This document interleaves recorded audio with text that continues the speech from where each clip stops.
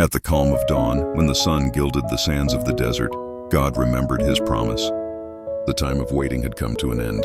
Sarah, the woman who had wept in silence for years, now laughed with joy, for the Lord had done the impossible. Sarah conceived and gave birth to a son for Abraham in his old age, at the exact time God had promised. And Abraham named his son Isaac, whose name means laughter. He circumcised the child on the 8th day, obeying the divine command. And in the midst of the tent, the old patriarch lifted his hands to heaven and said, "You are faithful, Lord. Even when I doubted, you remained steadfast." Sarah looked at little Isaac and exclaimed, "God has made me laugh, and all who hear will laugh with me." Her laughter was a prayer, a living act of worship. The desert that once heard her cries now echoed with her song. But not everything was joy.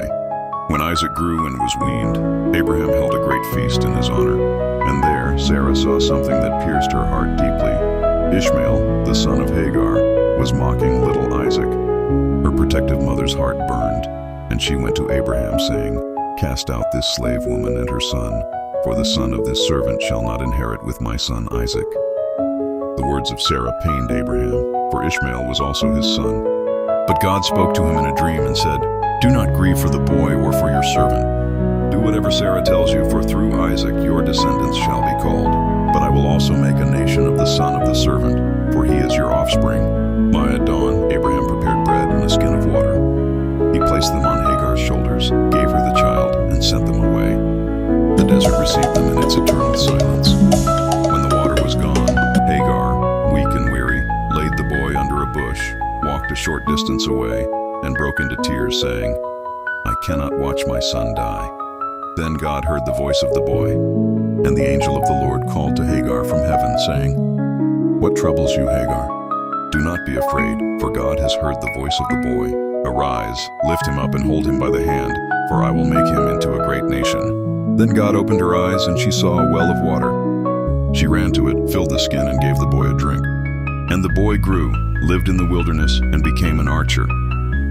Years passed, and one day Abimelech came to Abraham and said, "God is with you in everything you do.